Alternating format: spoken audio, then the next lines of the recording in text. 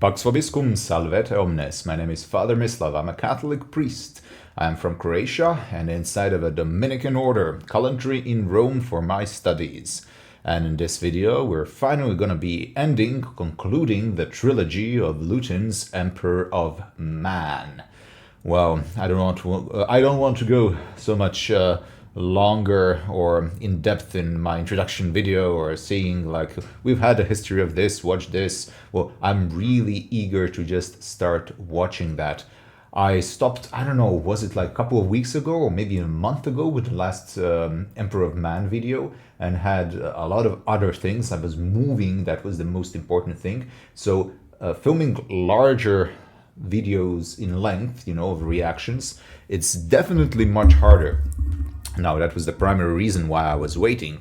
Today I decided I'm gonna use this afternoon productively and concretely to finish this trilogy and to finally see the other side of the Emperor. Hopefully Luton's gonna present the nuanced version, the version of Emperor who is not so much as a protagonist in each and every sense of the word. Well, we here in this channel are truly admirers of the word, of the written word, of the spoken word, right? Words carry strength, words carry meaning, words carry power, and we should always respect the words and choose words carefully. I am a follower of an incarnate word, the word that became flesh, logos. Not even an ancient word, but an eternal word. God made flesh. That's one of the ways how we describe Jesus, how the first apostles described Jesus. One of his apostles, evangelist John, his favorite apostle, favorite disciple, that's how he calls himself. He called Jesus the incarnate Logos, Logos made flesh. Well, to give tribute and thanks to Logos made flesh for everything that he does in my life and what he does in your lives, let us have a short prayer. In nomine Patris et Filii et Spiritus Sancti. Amen. Ave Maria, gratia plena Dominus tecum, benedicta tu in mulieribus, et benedictus fructus ventris tui, Iesus. Sancta Maria, Mater Dei, ora pro nobis peccatoribus, nunc et in hora mortis nostre. Amen. Virgin most pure, pray for us. Saint Francis of Assisi, pray for us. Saint Dominic, Saint Thomas Aquinas, pray for us. In nomine Patris et Filii et Spiritus Sancti. Amen. By the way, today is a feast of Saint Francis of Assisi. Actually, I'm filming this on the feast of Saint Francis of Assisi. And there has been for centuries, I guess, a beautiful tradition between Dominicans and Franciscans, because we are truly like brotherly orders. So whenever there is a feast of Saint Dominic, we Dominicans invite Franciscans to celebrate the solemn Mass and to preach. And when there is a feast of Saint Francis, the Franciscans invite a Dominican to come to their place to serve Mass and to preach. That's how, in a way, we show that we cherish each other. And also, Saint Francis, for us Dominicans, we celebrate him as a feast, more than the usual, like the general church. And I believe the Franciscans do the same for Saint Dominic. Anyway, a little bit of spirituality, a little bit of history, and now let's jump inside of this Warhammer 40k Grimdark future video describing the Emperor of Man. Let's enjoy. Okie dokie. Let's put this and go.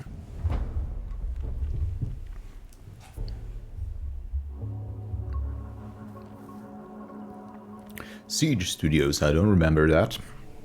That's new. In the grim darkness of the far future, there is only war.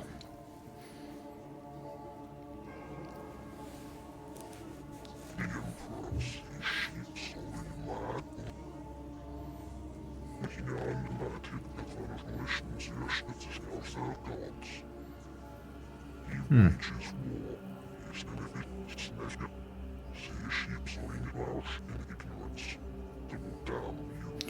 So this is the perspective of a demon prince of chaos. I guess the sound and the speech is.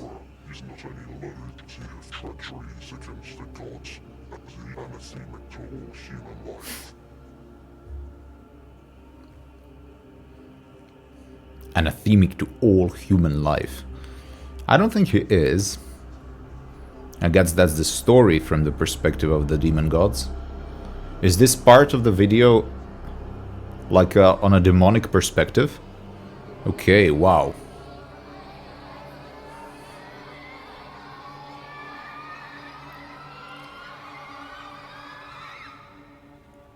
Very dramatic.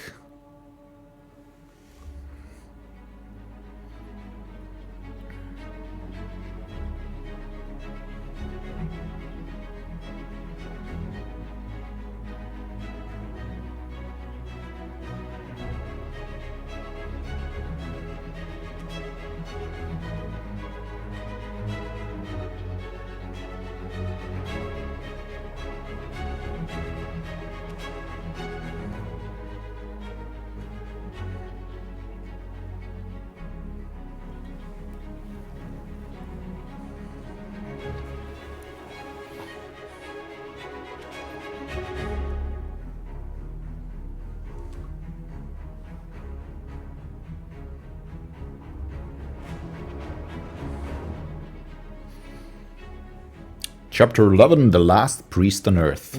Now we did react to The Last Priest on Earth from the video The Last Church. That actually was my first reaction video that I did like ever in my life.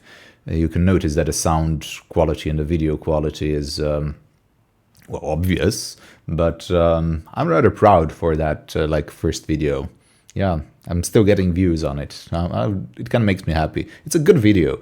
I don't mean my reaction, but like the actual video. But I also am kind of satisfied with the reaction as well. The discussion between like fictitious opposition of faith and reason, and rather poor arguments, both from the side of the apocalypse revelation, right? The emperor who is entering the last church, and the last priest who is receiving him. Okay.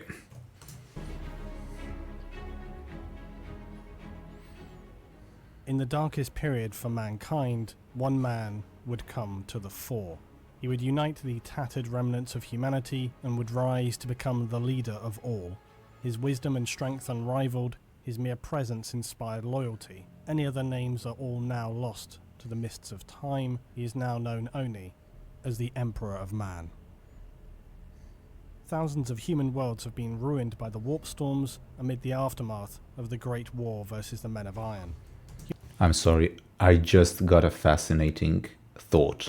I have to share this. So you know that basically having or knowing the name of someone in a way gives you power over that person, you know. Just call someone's name in the street. If you know it, that person's gonna turn around. Okay, you can demand attention of that person. You can command attention in a way by knowing the name.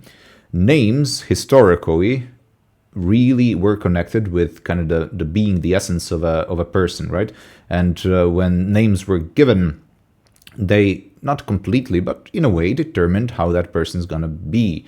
So in ancient times, we can see in the biblical times, you know, names carry meaning. Names carry deep meaning. Jesus has a name that carries deep meaning.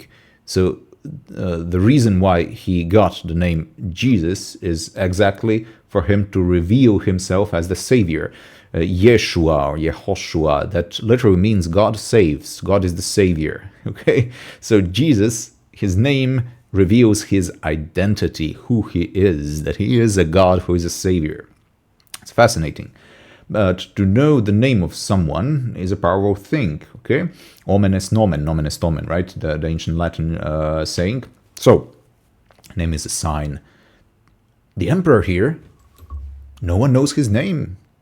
It's been lost, I guess, in a way, or he doesn't want to share it. He doesn't want to reveal his true identity. He has a mask. He's hiding himself in a way, right? He took the title, he took the illusion, or he took the service, whatever, of the Emperor of Man, but he does not want to share his true identity, right? Oh, for sure. Because, for us Christians, we are incredibly and infinitely grateful, and we should be at least, and humble at the name of God. Every time we start a prayer, when we say, in the name of the Father, and of the Son, and of the Holy Spirit, in nomine Patris et Filio et Spiritus Sancto, okay, we do that in the name of God. God revealed his name. God revealed his essence to us. Okay, he gave us incredible power that we can call on him. Emperor here, he concealed his name, and he probably was, he took care of that his name was lost to the annals of time, that it is lost in history. I wonder why. What does his name truly reveal? Does anyone know? Do some writers have certain, I don't know, ideas that they omitted or gave clues while writing the novels and the history of this world? I don't know. That was a longer rant than I expected, but right, it suddenly just popped to my mind. It's kind of important as well, That's a man, it's a person, okay, like an immortal, whatever. It's still a human being, okay, just with superpowers, like Adamic type of a figure, like Adam before the fall. That's like the Emperor. But he's kind of fallen, he is not perfect by any means or standards. He's just very powerful, okay? Powerful mind, but not really wise, as far as I've seen. Incredible strength, incredible intelligence, computational, calculational powers, but not really prudent always in making the right decisions. Far from that. Human survivors remaining on these planets of aftermath of the Great War versus the Men of Iron. Human survivors remaining on these planets of anarchy lived in fear of scavengers, raiders, blood-crazed cannibals, and on many worlds the fear of nightmarish demonic incursion. They feared, as their primitive ancestors once had, more than anything, the night, the darkness. The darkness promised only horror, bloodshed, screaming, death, and extremes of violence. Across many planets, though, including Terra, not all lived in squalor. Some had forged noble houses or settlements who were able to support large defensive forces. Hulking warriors forged in global wars as mankind fought as it had done many thousands of years before for territory, resources, and the safety of its own people. On Terra itself, many had begun to see a new army marching, an army of thundering giants. Clad in magnificent and powerful armour, they had crushed and swept away any who stood against them, for none could resist their power. War ravaged the planet, and most importantly, old tyrants, dictators and despots were exterminated, and those citizens who remained would pledge to the singular service of this military campaign's architect. The Emperor would stand triumphant on his home, the world of mankind's origin. The death and conflict here would slowly come to a close, for there was no one left to conquer, and more importantly, no one left to question the validity of this imposing golden figure of a man. Uria Olather was a simple man, now an old man, a priest by virtue of personal experience, not wholly indoctrination.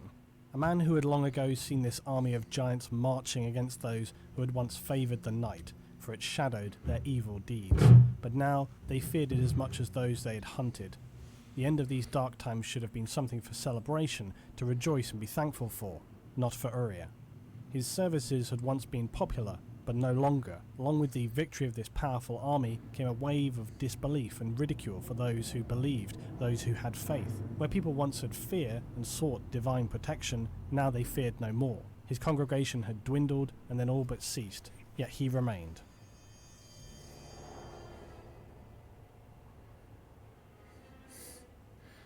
Revelation. Uria waited for his midnight service, once popular, now rarely attended. Small flames licking the walls as the rain steadily drummed against the roof and the wind lashed against the walls of the church. He heard voices outside. Worshippers finally. No, guests, but unwelcome ones. As the door swung open, he would see darkened figures lit only by the occasional flashes of lightning outside. He didn't feel fear, but he did feel a troubling sense of unease.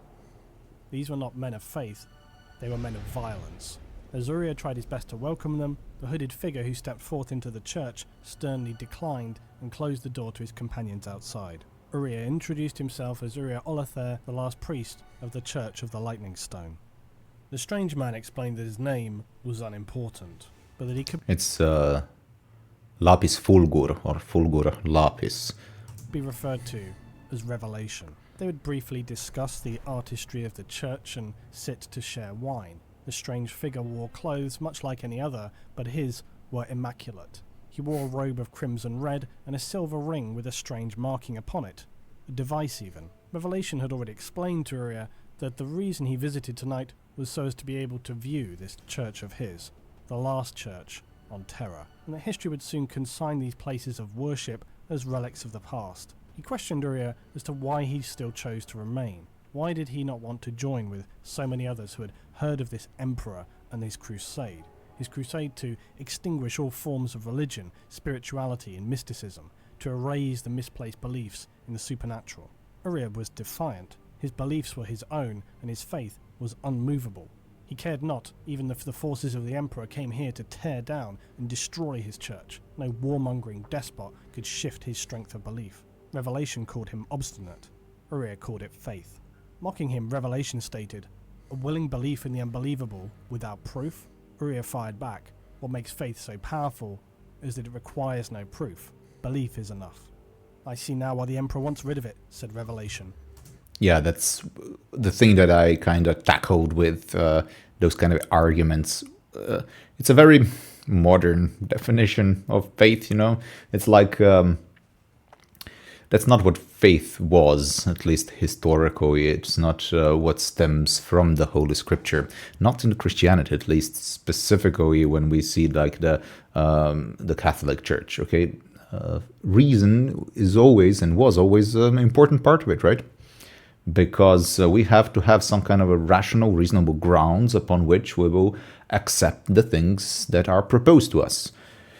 Now, God wants us to freely accept it, and when we speak about faith, that means it's about things that are supernatural, that we cannot completely grasp with our minds, but they must not be contrary to our reason, okay? Not contrary to the logic. They will go beyond it. But we accept them because we have faith in someone who is trustworthy, okay, or worthy of belief, worthy of having faith in that person, proposes to us some, so to say, truth. Now, if we believe that person, if we find that giving our lives completely to that person and path on which he puts us is something that is rational, then we accept it. And then following and walking on that path, we would call faith. But if we have done that without any kind of a research and without knowing the person, without having some kind of explanation why we've done it, can it really be called faith? It's very much blind. It's not really knowing what you do. You just follow others. It's not something that I would call faith in my life. It's also something that can be dangerous, right? So, no, I invite each and every one of you, if you're not a believer, if you're not a Christian, and if you're thinking about it, that you're interested and want to know more, like, don't reject your logic, don't reject your reason, okay? There are very, very, very good arguments. No, actually, they're the best arguments for believing in God and believing in the nature of God as being triune and as one of the persons of God coming down here on earth and dying for us. That's the most rational explanation, and there is a very good reason to believe that. Now, it's incredibly deep subject, and we can approach it from different perspectives, epistemologically or metaphysically, historically, checking the scriptures, seeing the expansion of the church through time, seeing the miracles that happened and still happen today, and the recording recorded actual events, recorded miracles like Eucharistic miracles. Check that out. That's a fascinating subject. Science cannot explain those things. It tried. That's the whole point. Science can measure or try to see what's happening, and it cannot make a conclusion as to why and how that actually happened. Okay, but we never reject our reason. So Uriah, or how Luton calls him Uriah, but I think Uriah is the correct pronunciation. He's wrong in rejecting the approach of the emperor. He should have said, like, oh, I agree with your perspective on reason and science being able to help humanity, but you're attributing too many religious actually connotations to your own reason. You're making a religion out of it. In the end, you're going to become a true despot, a theocrat, someone who rules with an iron fist, someone who simply replaced one religion with another one. The religion of reason, the religion of science. Something like in the first days after the French Revolution, what happened and the atrocities that followed it, right? Or sometimes in some today's circles, there is truly like an ideological movement, like a religious movement, right? Religious movement of like scientism. Everything can be explained by science. The meaning of life, yes, specifically in science. It stopped being simply a method of measuring the observable reality around us, and suddenly it became something more. How? Why? Who started it? I don't know. The good question. If you like that subject, if you have some insight, please comment in this video. This is definitely something I'm very much interested in and love exploring, and part of my research and studying here in Rome as well, and talking with brothers is about that as well, to understand the world and different ideologies that kind of try to rule people's minds today in this world, and trying to find a way how to break through them, okay, to give truth, not poisoned with the ideologies. You call faith powerful. I call it dangerous. Think of what people in the grip of faith have done in the past, or the atrocities committed down the centuries by people of faith. Politics has slain it. Yeah, but people of color also different. Like, well, look at what black people did in the history. So many atrocities. What? What a stupid argument. Look what Asian people have done. So many atrocities that Genghis Khan did, so we have to get rid of all the Mongols. That's the type of the reasoning, okay? Look at this religious people doing things.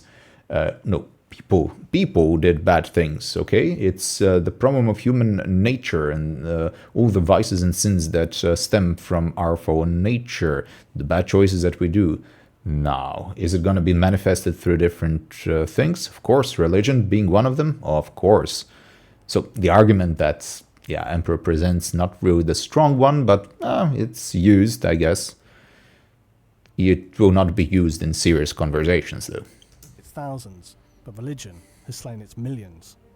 If it were not abundantly clear by this point, the darkened figure who had entered the Church of the Lightning Stone was indeed the Emperor himself, setting foot in the last church on Earth to challenge the last priest and test his beliefs. The absurdity of his arguments clear for any to see, given what was to come in the following millennia. From the Emperor would come the Crusades that would crush any who opposed them. In fact, any who were found to have religious beliefs that could not be convinced otherwise or serve some useful purpose were simply slaughtered. And this was before the time of the heresy, where millions would die in the wars of those without faith and those who were consumed by it. Yeah, it's more like, no, you must not be religious. But, you have to follow my religion, basically. I'm not gonna call it religion, but it has all the elements of a religion. So, stay religious, but just be brainwashed by me, and then you can live. Revelation would apologize for his overtly confrontational tone. Uriah accepted, and instead would see more of his church. Revelation would listen to Uriah tell its history. Revelation, the Emperor, would continue to challenge Uriah when he revealed the church's most holy artifact, the Lightning Stone itself. Why is it holy? He would ask. Was it deposited by your god? A man martyred here, a young girl received some revelation.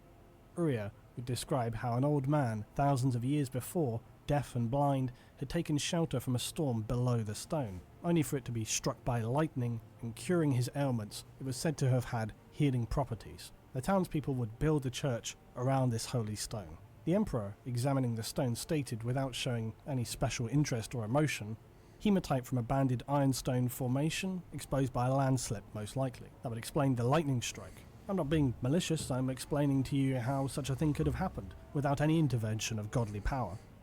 The conversations here between the Emperor and Uriah bear a strong similarity to conversations his Primarch sons would have later in time. Oh, by the way, I also like a lot of arguments that Emperor did. I mean, just logical arguments. Sometimes people abuse, the piety and attribute a lot of supernatural elements to things that are really not supernatural, right? And they destroy the faith of others by doing that, because they kind of imply that the faith makes no sense and that it's irrational. So, no, we should approach carefully to those kind of things and to question them, to have an inquisitorial nature and to question things properly. If it cannot be explained by any other means, then sure, then it's possible to attribute a supernatural origin. But only then. They would repeat his cold and indoctrinated beliefs that all could be explained with science. Magnus the Red, prior to the turning of so many of the legions to chaos, spoke of the warp and its entities. Because they're nonsense, brother. Gods and demons and sprites and witches, you should listen to yourselves. We call it the ocean. It is a product of galactic harmonics, something to be explored. Some of its manifestations seem to be of a sentient kind, at least in outline, but that is not how things are, the way our minds make it appear, what they conjure to help us understand it. We must do our best to make sense of the vortices, and so what do we cling to? The old figures and archetypes once we used when we were scrabbling around in the dirt.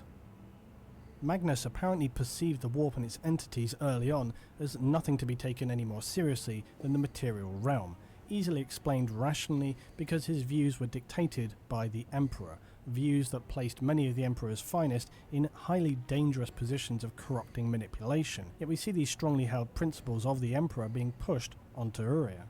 The Emperor, at least through his words, appears to fully reject the idea of spiritual beings by explaining away the lightning stone as mere natural events. He goes on to explain to Uriah that this is normal for humans, that a man, especially an already religious man, might perceive that such elemental energy, even if it did have healing properties, would often be seen by your mortal human as something of a divine nature. But that this was something humans do all the time, that they project spirits or fears and dread onto that which they cannot see, onto the darkness or the night, to sounds and senses that we cannot be sure of, that we fear the unknown as much as we place our faith and beliefs in it. The tone and detail with how the Emperor explains Uriah's fixation on the lightning stone being something of divine power somewhat mirrors that of Magnus the Red, Primarch of the Thousand Suns, years later, and it's easy for us to see how the Emperor had imbued these preconceived perceptions into his Primarch sons and his legions. If we take for example the traitor Astartes of the Word-Bearers, even in the earliest days of the heresy, they would, in the presence of a demon who had shown them powerfully disturbing visions, still display levels of disbelief and flippancy. The Emperor had so carefully taught them into not being so easily able to accept such things at face value, to dismiss out of hand that they could possibly be the truth. Yet in time their ignorance would be their Achilles' heel, and would lead them to become open to accepting what is known to the creatures of the warp as the primordial truth. Argyltal didn't reach for his weapon, instead he laughed. And it's actually the primordial lie that immediately puts us back into the image, the serpent in the garden, the primordial lie. You can be as gods. The true God is actually deceiving you and keeping secrets from you. No, do that which he said it's not good for you. It's going to be good for you. Yes, you're going to be much better. Yeah, the classical story. And we are so stupid, we always fall for that, don't we? You are an insane creature. This is the respect you show to a messenger of the gods? What did you expect? That the word-bearers would kneel and accept everything you said as divine mandate? We're done with kneeling, Ingathal. The resistance of the word-bearers to the demon would of course be short-lived. They had already stepped way over the line by this point, but it does demonstrate that, as we know, the transitions and confrontations for many in the traitor legions were not simply about instant corruption, promises of power, or being just casually rolled over by the entities that reside in the Immaterium. We well know that there was bitter, fanatical fighting, not just between the established legions during the heresy, but also internally among brothers in their own legions. Okay. Hypocrisy. Yeah, that's actually, I think that was the word that I used, like a primary issue that I have with the Emperor. I think that's the word, hypocrisy. Yeah. The Emperor spoke with Uriah, who was more and more aggravated by the poking and questioning of this revelation, whoever he was. If I am adversarial, it is because it infuriates me to see the blinkered willfulness of those who live their lives enslaved to such fantastical notions as are contained in that book and others like it. That damnable piece of thunder in your hands, that book, is 9 centuries worth of agglomerated texts and assembled, rewritten, translated and twisted to fit the needs of hundreds of mostly anonymous and unknown authors. Not based. It sounds like some people's perception of the Bible. That is like an ancient text that has been translated over and over so many times that it's completely forgot its meaning, and to fit the needs and wants and desires of a few, probably just power-hungry and money-hungry despots during the time. Which is so stupid and makes no sense historically when you actually, use proper scientific methods to analyze the text and to see their origins, to compare them. And Bible is the most reliable text.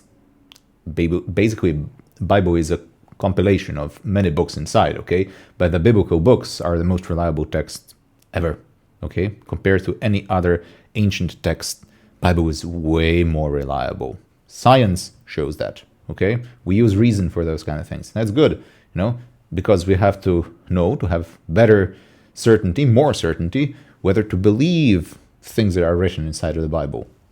I need that. Every normal, rational person needs that. Most people need that. Maybe some people don't, okay? That's also fine. But I think most of us watching these kind of things do, because we like those kind of things. We like to use our reason more. Today's age and generation, the informatical generation, the more cerebral generation needs more of those kind of things. That doesn't make us better. It makes us maybe more intellectual. It doesn't make us more wise. But it's completely fine and appropriate for us to need certainty in some things. So, yeah, don't use those kind of arguments that Bible is not a reliable source. Please invest a little bit of time, not just hours, but probably like days or weeks. You're going to need to dig deep, but there are great information today on the internet. You can find excellent explanations and brilliant Catholic apologists explaining those things like in the most simple manner as possible for you to understand the reliability of the actual text. Yeah, and it has not been translated over and over so many times. No, we still have the original languages from which are translated. You can go and start translating from the original languages as well, if you know them. Is that to take guidance for your life? If a man claimed his dead grandfather was speaking to him, he would be locked up in an asylum. But if he were to claim the voice of God was speaking to him, his fellow clerics might well make him into a saint. Clearly, there is safety in numbers when it comes to hearing voices. Uriah spat back at this abrasive figure that had invaded his sanctum. "This is my faith you're talking about. Show some damned respect." "Why should I?" said Revelation. "Why does your faith require special treatment? It's not robust enough to stand some questioning? Why should you and your faith be singled out for special treatment?" "I have seen God," hissed Uriah. "If you have had such experience, you may believe it was real, but do not expect me or anyone else to give it credence, Uriah. Just because you believe a thing to be true does not make it so."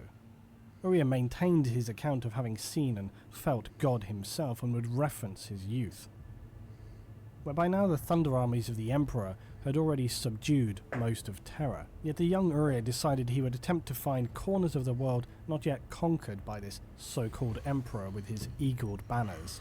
Yet everywhere he travelled he found only towns and people that were already subdued, giving praise for the Emperor, albeit seemingly with a hollow sense of loyalty. It would not be until years later when he would travel to the land of the Frank and there find a people who had murdered their appointed governor of the emperor.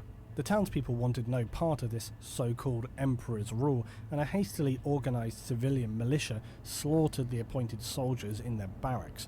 Iconography of the emperor was torn down, and the streets became full of happy songs, dancing children, and joyous people at their newly found self-determined freedom. Uri explained how the mood was optimistic, positive, and confident. More towns heard of the uprising and allied themselves with this stance against the tyrannical emperor figure. When all was said and done, they would have anything like 40 to 50,000 men and women ready to fight and defend their position that they owed nothing to this emperor and would not be made to bow down to his threats of violence. Uri explained how this had been his dream of an adventure, rebellion, discovering these people willing to stand up to the giant soldiers of the Emperor that he had previously seen march across the world and dominate humanity. Word was spreading that the army of thunder and lightning was marching upon them, and so they would set out to meet it. Their jubilant spirits soared high as they left their homes and towns, locals and children gifting them tokens and keepsakes, filling them with pride and an ever-renewed sense of purpose that ultimately would not last for long. Despite the fact that as they stood ready to face down the Emperor's warriors, they outnumbered them 10 to 1, their ranks revved up to a fever pitch of enthusiasm by many rousing speeches. But as the first charge went forward and the Emperor's giants stood motionless, a moment of concern crossed the minds and the faces of the rebels. And only when they had crossed half the battlefield did the Emperor's solid wall of giant warriors open fire. The result was instantaneous shock and horror.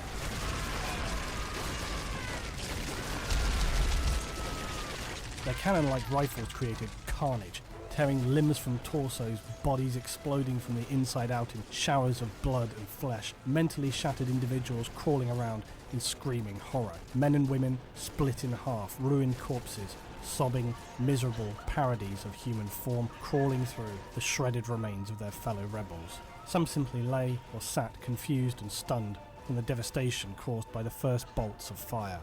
Whatever these warriors of the Emperor were, they were not men, they were monsters. Uria recalls falling over bodies split down the middle as if their whole side had been simply ripped clean away. Others heavily wounded were crawling around, begging for mercy, men and women alike staggering in confusion and fear, finally understanding what it is that they had dared to face, perhaps wondering why on earth they had thought that they could win against such warriors. Why had they put themselves in this position? People began to hastily surrender, knowing the prospect of winning the day was an impossibility. The armoured giant warriors ignored their cries and pleas, marching into the blood-soaked battlefield, hacking and brutalizing the severely injured and stunned survivors alike. They began to engage the remaining force that was attempting to disengage from the horror. This was no longer anything that could be called a battle. It was a slaughter by butchers. Before the carnage had ceased, Uriah fled as fast as he could, leaving the screaming, tormented wailing slowly fading in the background. Occasionally, one of the damned must have experienced some extraordinary act of suffering, and their cries were carried high and far across the wind. By the end of it, the massed rebel force was slaughtered within the hour. Tens of thousands of men and women, what was left of them, lay strewn across the battlefield, crushed, ruined, annihilated. Uriah had escaped and lay crying and wounded in the darkness of the night. Seeing a golden face as he lay in his agony was speaking to him. "Why do you deny me? Accept me, and you will know that I am the only truth and the only way." This was his... He's taking the attributes of God himself, right? Like a Jesus Christ figure. Yeah, the typical Antichrist move, right? So Jesus said, "I am the truth, the way, and life." Very famous words of his. And, anyone who denies him, Jesus Christ, to be that what he is already kind of an Antichrist figure, right? And especially if someone arises and says the same things, or basically proclaims himself as God. And the Emperor of Man really kind of did that, didn't he? I know that there is a story that he is like a Jesus inside of the history of humanity, but that would make him like even more of a hypocrite, looking at the Holy Scripture and the things that he said, that means that Emperor from the beginning thought himself as God and reviewed himself as God in some point of time and later on denied it. And yeah, it just doesn't make any sense, actually. I know it's a fun thing to believe, like, he was the Alexander the Great and many other great figures, like maybe Jesus Christ as well, but it really does not make sense historically if we take the actual our history of the world and put Emperor of Man in that specific place.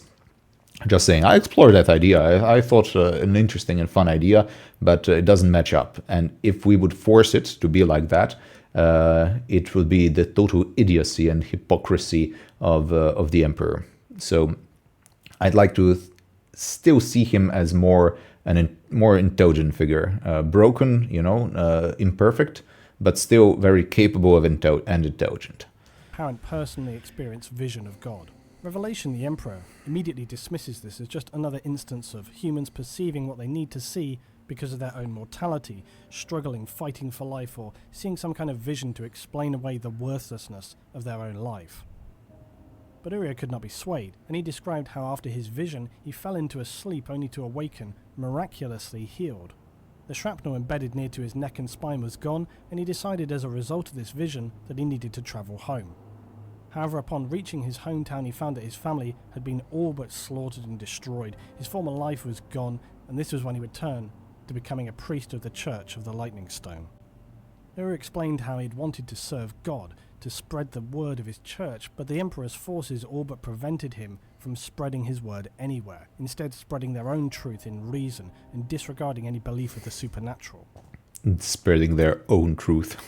How stupid does that sound, guys? I have my truth and you have your truth. Okay. Words have to be used carefully. That's the idea of today's prayer, right? Word carries meaning. We should be careful how we use words. Truth is a word that carries a lot within itself. There cannot be my and your truth which are in opposition to each other. I can have my perspective on the truth and you can have your perspective on the truth. And maybe those two, are seeing the same object from different sides. But they will not collide then. No, they will just put more light on the actual thing. When it's in complete opposition, then it's impossible, it's a logical impossible for it to be true. Either I am right, true, or you are, or neither of us is. Nothing else is possible. Just basic logic. Uriah finally voiced his understanding that he knew why Revelation was here to speak with him, that he was here to offer Uriah to join the new ways, but he was still not convinced. The Emperor would try a different approach by describing historical accounts of atrocities committed in the name of religion. Uriah was still not persuaded. Revelation explained that the tales were in the name of religion. Here we see this, wait a second with the mouse, this for sure should be like a depiction of a Dominican friar. It, you see, carries the same habit. And right next to him is for sure a caricature of a Franciscan friar, very often depicted as like fat and stupid, very unfortunate. And this is like a torture scene. A lot of lies have been spread by the Enlightenment thinkers, I guess, or propaganda about those times in history. Oh, that there were some bad people within the church doing bad things. Definitely. But, it's really overblown.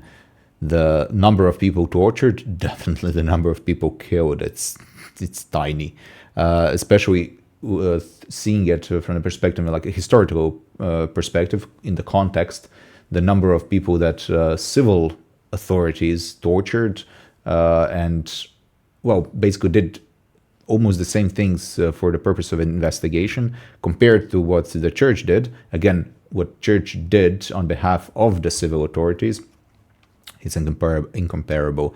But the history is interesting for sure, and there were some bad things, I agree. I'm not happy for those things, but I always try to have actual evidence, proof, historical documentation, reliable historical documentation on my hands when I see something. And there has been a lot of propaganda, we have to know that, really, by people who hate the church. And of course, spread the lies, make people believe those lies, and make people hate the church, make people hate the people within the church, make people stop seeing them as humans, dehumanizing them, and then you can make people justify their decisions to kill people in the church. It's the same things happening today, just like in America, political left and right. You have to dehumanize in order to do violence because you feel that it's justified. It's the same story, like it's been always inside of our history. Religion. Uriah was still not persuaded. Revelation explained that the tales were universal and typify religious behaviour that has been recurring since the beginning of human history. The record of human experience shows that where religion is strong, it causes cruel, intense beliefs and produces intense hostility. Only when faith loses its force can a society hope to become humane. They would argue back and forth, Uriah maintaining that much of a religion's doctrines and texts are not meant to be taken literally. The Emperor exclaiming that this is surely the whole point, that people will pick and choose, and the subsequent confusion that will inevitably arise from such selective reading. That's a good argument from the Emperor, right? It's not good that we can pick and choose which part to read literally and which one to use analogies and explicitly and only symbolic meaning. But there are concrete rules within the Catholic Church how we should read the Holy Scripture. And that's, we need that, right? We should not just read whichever way and see, oh no, this is God's word and I can interpret it any way I want to interpret it. No.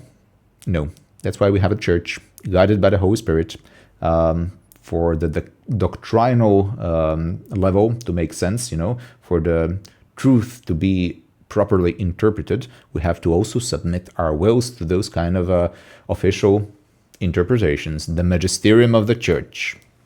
So while his argument is spot on, that's why we have the institution of the church, to actually not be deceived. And if we are well educated, and even if we're not properly educated, if we have good people around us with whom we can consult about specific things, God will not allow us to be gravely deceived. Amounts to an entirely personal interpretation. Worse, those that do take the texts absolutely literally would usually create misery and death, believing the words in the text to be the absolute truth, set in stone, to be unquestioned and strictly executed. The Emperor would recount more ancient histories, from human sacrifices to wartime horrors committed in the name of religion. Bloody wars where thousands would die. Uriah dismissed this as ancient ways long since forgotten, to which the Emperor balked. He pivoted to a more recent event describing death camps and eugenics committed by Cardinal Tang only 30 years previous to their current time. Uriah had had enough. You fixate on the blood and the death revelation. You forget all the good that can be achieved from faith. If you think religion is a force for good, Uriah, then you're not seeing the superstitious savagery that pervades the history of our world, said Revelation. It's true that just before the descent of Old Night, religion gradually lost its power over life, but like the worst kind of poison, it lingered and fostered division amongst the people of the world that endured. Without belief in gods, divisions blur with passing ages. New generations adapt to new times, mingle, intermarry, and forget ancient wounds. It is only belief in gods and divine entities that keeps them alien to one another, and anything that divides people breeds inhumanity. Religion is the canker in mankind's heart that serves such an ugly purpose. Enough, snapped Uriah. I've heard enough. This picture, by the way, the depiction of a murder of Saint James, the apostle, a disciple of Jesus. It's when the rebel basically killed Christians, the Jews, I believe, in I don't know which. Well, during the first century, I forgot the actual year. He was one of the first leaders and most influential, I guess, within Jerusalem. So it's funny actually that Luton used this picture specifically. Yeah. Serves such an ugly purpose. Enough, snapped Uriah. I've heard enough. Yes, people have done things terrible to one another in the name of their gods, but they've done terrible things to one another without the recourse to their beliefs. An acceptance of gods and an afterlife is a vital part of what makes us who we are. If you take that away from humanity, what do you suggest takes its place? In my many years as a priest, I have ministered to many dying people, and the emotional benefits of religion's power to console them and those left behind cannot be underestimated. There is a flaw in your logic, Uriah, said Revelation. Religion's power to console gives it absolutely no more credence or validity. It might very well be a comfort to a dying man to believe that he'll go to some bountiful paradise of endless joy, but even as he dies with a wonderful smile on his face, it means nothing in the grand scheme of things as far as the truth of the matter is concerned. I agree, actually. Maybe not, said Uriah, but when my time comes, I will die with my god's name on my lips. Yeah, truth is what matters, you know? So we should not whisper lies only for people to feel better. I agree with that, absolutely. Yeah. It's not that our feelings are meaningless or worthless, but there has to be a hierarchy of goods, right? The truth, our reason, has to be above our feelings and has to guide them. But we should not devalue our feelings as well. There are multiple aspects to read from the discussion between the Emperor and Uriah. For one, it's fairly staggering that the Emperor has the gall to recount the many accounts of religious atrocity as examples of why it's such a flawed and dangerous concept for humanity, and that for this, and also other reasons, it's why mankind is better off without it. He makes these statements immediately after he has just sat and listened to Uriah recount his own tale of facing down the Emperor's army of giant superhuman warriors versus a force of what can only be read as being a fairly large yet seemingly primarily civilian force of angry townspeople. That the Emperor's warriors proceed to not only engage with maximum levels of aggression, but then continue to engage in one of the most inhuman slaughters, brutalizing and committing horrors best not even thought of, and not against a defiant, powerful warlord and his army of trained soldiers. No, they destroyed with no mercy a mob of crying, stunned people who knew that they were defeated as the first shots were fired. You can barely imagine a more inhuman situation. Why this level of violence and display of pure, unfettered aggression was necessary has no explanation. And as they knelt begging for mercy, the Emperor allowed his giant warriors to let their bloodlust run rampant as these monsters often literally crushed under their heavy armoured boots anything that moved, until the ground was nothing more than a hellscape, a wasteland of horror. You'd be forgiven for mistaking them for the worshippers of the blood god, but on this day they surely imbued Khorne with a refreshing burst of power. You can only see these events as shockingly hypocritical on behalf of the Emperor. Within almost the same breath he begins explaining how it is religion that is the terrible enemy of mankind because, through its most extreme beliefs, it can on occasion cause humans to commit terrible atrocities. Why Uriah doesn't counter the Emperor with this astonishing level of hypocrisy is frustrating, yet it also highlights to us that the Emperor is operating from a position that is hardly objective or rational. Yeah, but it's subservient to his goals, I guess. He has a goal and it's like the will to power, okay? Yeah, the one who is strongest, he can decide what's true and what's right. I mean, of course it's hypocritical and makes no sense, but it's kind of what he does, you know? He sees like the greater good far on the horizon, and he's prepared to destroy and pervert and submit everything to himself in order to reach that greater good there in the distant future. The Emperor is operating from a position that is hardly objective or rational. They are simply his talking points to achieve his own agenda, that of removing the very idea of structured religion and spirituality from the human consciousness. As Uriah had now essentially turned his back on redemption and returned to his prayers, a golden light would rise from behind him. He turned to face redemption, but was only able to exclaim, "You! Now do you fully understand the futility of what you do here?" said the golden giant. Uriah finally understood, seeing the golden face that he'd seen long ago in his memories as he was near to death, after the horrific battle against the Emperor's warriors. "You are the Emperor."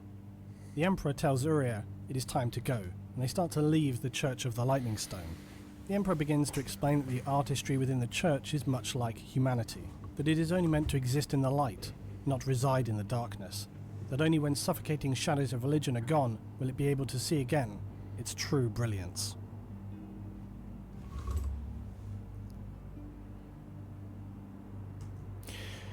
Chapter 12, the second fall of humanity is heralded. Yeah. Oh, I like that Luton just repeats basically my words, but in more, condensed form. Clearly, he has good text in front of him and good analysis, and I'm just spewing the first thing that comes to my mind, and of course a little bit more from the from Christian Catholic perspective.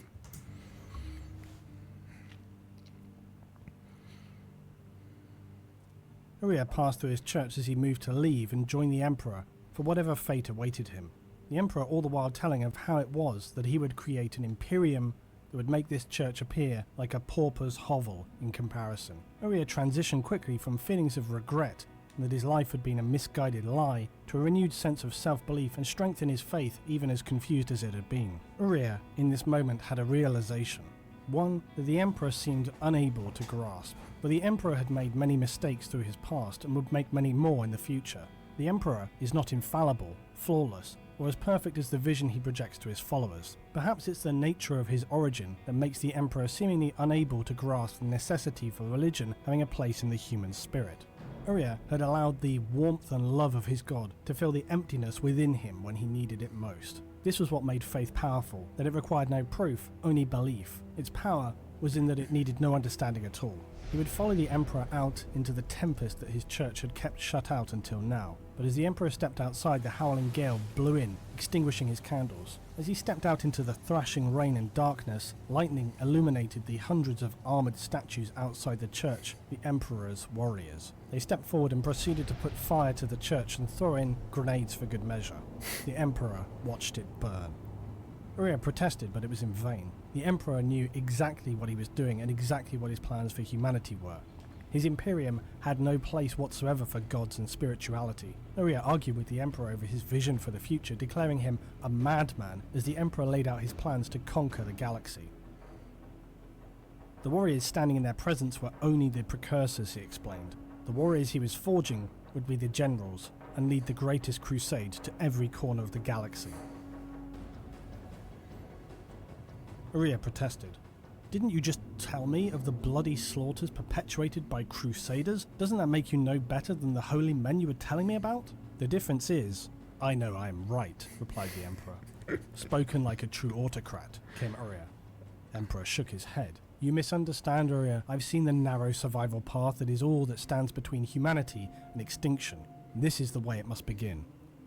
This was when Uriah would finally see the truth of the Emperor, and tell him that to deny humanity a thing would only make them crave it more so, and if he were successful, to be wary that his followers do not mistake him for a god lest they begin to worship him. Uriah could see through the gold and the blinding light now. This was not a god, for he could see the burning ambition and the white-hot core of violence in the heart of the Emperor. I wish only the best for my people, promised the Emperor. I think you do, but I will not be a part of it, said Uriah. With that, Uriah would turn and walk back into the burning church. He walked straight into the blaze as the flames closed around him. Outside, the warriors watched the church until it collapsed. By morning, only smouldering ruins remained. The Emperor turned away, saying only, "Come, we have a galaxy to conquer." The only sound to be heard was the chiming of an old and broken clock.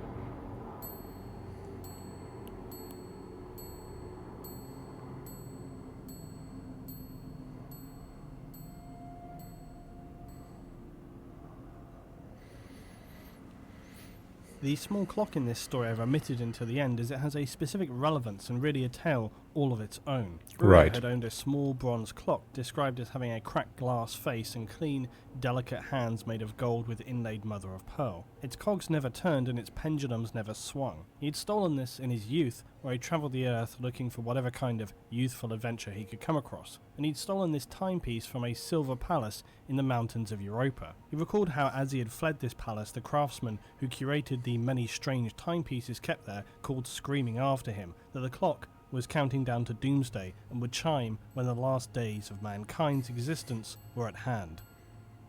Uriah at the time youthfully laughed off these eccentric craftsmen's bizarre calls and would gift the clock later to his father. But after Uriah returned to their home to find his family essentially destroyed, he retrieved the clock, bringing it to the Church of the Lightning Stone, where it would make no sound since that day. Uriah had always dreaded hearing its chimes, and he would never have to hear it chime again. The chiming of the clock as the Emperor walks away from extinguishing the last church on Earth is meant to herald the doom of mankind. But why? What is its significance? It's clearly symbolic, as the last church is burned to the ground and the last priest on Earth has engaged with the Emperor. It's a good way of writing, isn't it? You know, Uriah never heard the clock ticking, chiming. The Emperor maybe did, but had no way to interpret its meaning. Just a regular clock doing its ticking. Only us, the readers, really know what's the meaning of it.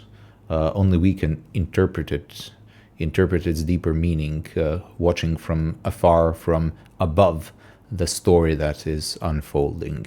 Each gave one another the chance to side with each other's presented opinion. Instead, they both choose to go their own separate ways. The Emperor with his plans for galactic secular domination, the last priest on Earth finally realizing that it is not the existence of a god in the physical sense that is the true power of faith, but having belief is enough, and nothing would make him regret that.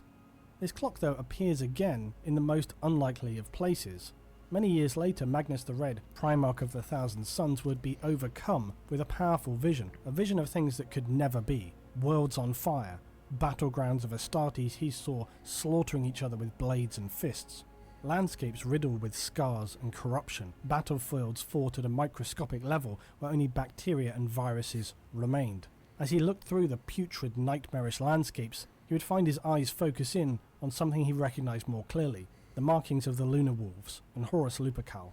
He shouted, but they could not hear him. He would see fragmented and mixed visions of friends and foes, blades striking fatal blows, a strange temple with pillars of fire, and a black pool that appeared as dark as oil. A powerful figure broke through the fractured pieces to coalesce. It was Horus. Magnus inspected it more closely. This thing, it was not Horus. "What are you?" demanded Magnus. "You are not my brother." "Not yet, but soon," answered the monster with a maddening grin. "My brother would never unleash this madness. Then you don't know him, for it is happening right now. The pawns of the Primordial Annihilator are already in motion, setting the traps of pride, vanity, and anger to ensnare the egos of the knights required to topple the king." "You lie," said Magnus. "Do I?" laughed Horus. "Horus Lupercal will betray you all. He will set the Imperium ablaze in his quest for power. Nothing will survive. All will become a nuclear cauldron of chaos, from the supermassive heart of the galaxy to the guttering stars in its halo." "Where will this miraculous transformation take place?" asked Magnus, fighting to keep the growing horror from his voice. "On a little moon," giggled the monster, "in the Davin system." "Even if I believe you, why tell me? Because it has already begun. Because I enjoy your torment, and because it's too late to stop this," said Horus. "We'll see about that," promised Magnus. Magnus opened his eye, and the Horus monster was gone. Araman and the Terminator guards surrounded him, their faces filled with dread. "My lord," cried Araman, "what happened?"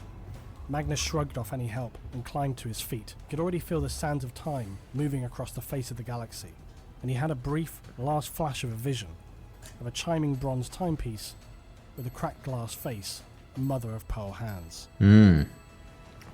Interesting, didn't know The vision that. of Magnus couldn't be clearer. The meddling form of Horus is very clearly Tzeentch, especially as it is appearing before Magnus the Red. Tzeentch, the meddling god of change, twisting and manipulating. Now the question is, where did this vision come from, and why did it appear in the Magnus's eye, in front of the Magnus's eyes? Okay, who is the originator of the vision? That's the idea. Who's showing these kind of things? Are we watching that from a perspective of chaos entities, showing these kind of visions, or some even greater entity, something like a god, if it can be said within this universe, of such a being? In a way, it has to be said, the originator of everything, I guess. But, the originator is the writer, so I guess it is God, in a way, showing these kind of visions, the one who wrote this novel, right? Yeah. Could not have known the meaning of seeing the chiming ancient clock. It's really just the mischievously twisted playfulness of Tzeentch at work. And questions remain on who the craftsman back on Terra really was and how he foresaw the meaning of seeing the chiming ancient clock. It's really just the mischievously twisted playfulness of Tzeentch at work. And questions remain on who the craftsman back on Terra really was and how he foresaw the accuracy of the clock and its chiming. The two instances are very much connected though. The Emperor himself had a choice. Why did he never warn anyone, not even his prized sons the Primarchs, of the dangers of the spirits, the entities and gods that resided in the warp? His turning away from the Church of the Lightning Stone on Terra as its smouldering remains and all they symbolized were left to ruin was a definitive moment where the Emperor set humanity on a path that rejected totally religion and spirituality and followed only the Emperor's Imperial truth. The Emperor had a choice: to bestow his knowledge of the Chaos Gods and the warp to his sons, but forbid them from ever attempting to make any kind of dealings with what inhabited the Immaterium. Now, if he had chosen to do this, you could argue that he would have armed them with the knowledge to know of the manipulating and pervasive nature of chaos and better enable them to avoid its temptations and its corrupting allure. Yet, with that said, has it not been shown time and time again that forbidding anyone in humanity to not open that box that's marked "Do Not Open" is a recipe for disaster? And I believe this was really the position the Emperor found himself in. If he had forbidden his Primarchs from ever exploring and interacting with these beings or explaining to them the true nature of chaos and his plans for humanity, he ran the risk of them being unable to resist the forbidden fruit. Yes. And again, another clarity comes to my mind. You know the famous saying, the greatest lie that the devil managed to sell is that he does not exist. And that's how he, has power over all those people who think that he's just an illusion, a psychological concept, a manifestation of our bad natures or whatever. But the devil and the demons, they don't actually exist. No. It's just us. We have to be more rational. It's how we are made slaves in the end, because just the truth can set us free, not lies. Did Emperor know that with lies that he will completely make the whole Imperium a group of slaves to him and his lies, and then after, necessary rebellion starts, slaves to the devil, who's going to utilize the Emperor's lies? It's a very interesting play on our reality of our world here, from the science fiction or fantasy perspective. Yeah, very interesting. The oldest tale of humanity, always needing that thing which you can never have. Making something off limits only makes it far more desirable. It's human nature. So instead, the Emperor opted for his only real alternative: to say nothing and hope for the best. Yet this came with its own problems. The Emperor, via the Imperial truth, did his best to stave off any kind of dangers that might arise from chaos, yet this was nowhere near enough. Not to mention the fact that, as would later be discovered, the Emperor had not only chosen to selectively impart wisdom to his Primarch sons, but that he had carefully misled and actively deceived them. Under the crushing weight of so many miscalculations on the part of the Emperor, the growing apathy and diminishing sense of respect felt by Horus could only lead to one thing. Yeah.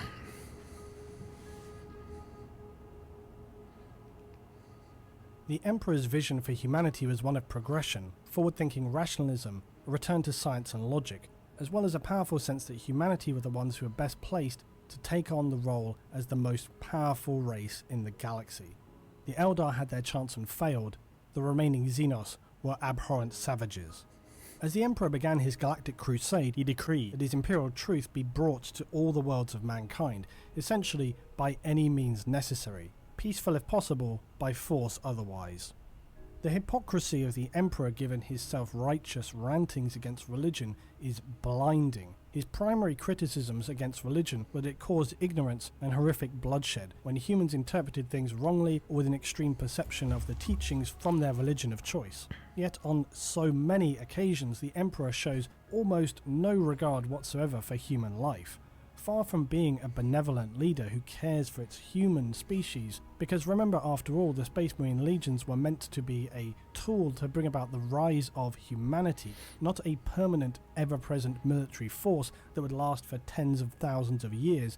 In one sense, the Emperor's grand plans seem to have barely got off the ground before it all came crashing down. Despite his crusade in many ways being a success, the whole vision and mission on behalf of the Emperor in the end was a catastrophic failure. An empire in flames, mass slaughter across so many worlds, return to the darkness of spirituality, persecution, and worst of all, the Emperor in the end left humanity in a position arguably little better off than when he had begun.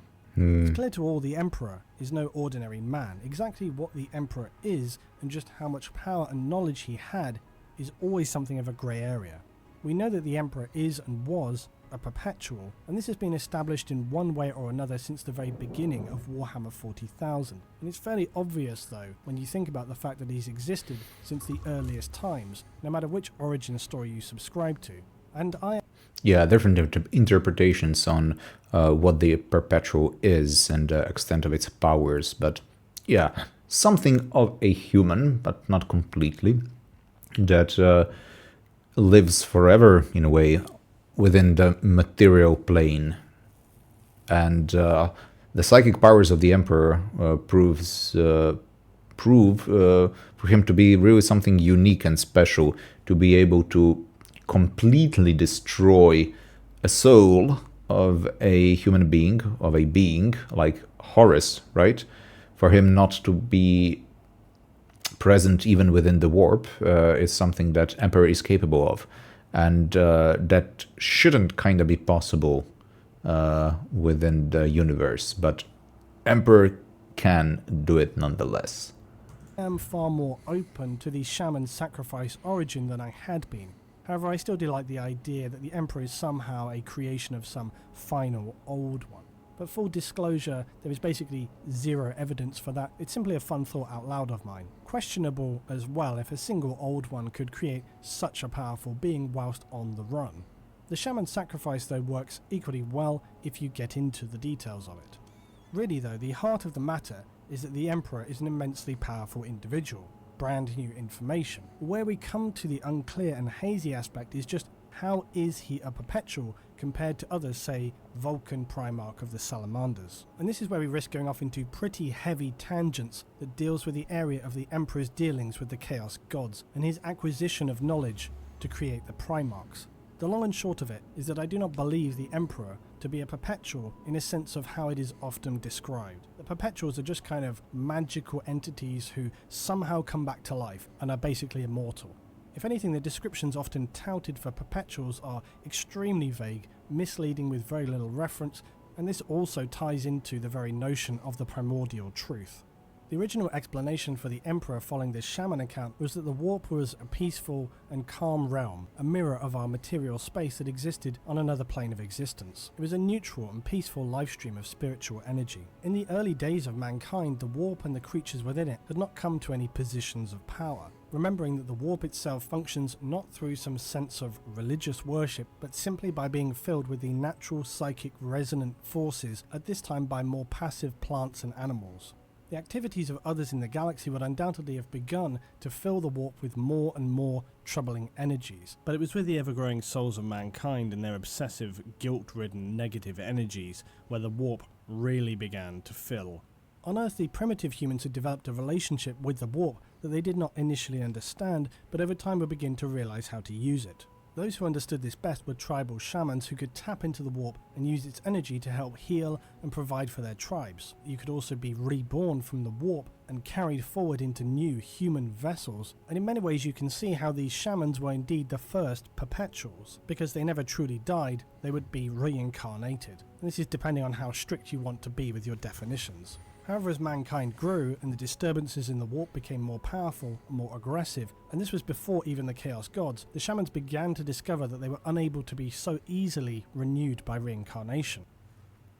Yeah, okay, so we have something of a Hinduist perspective on the world implanted within this universe, right?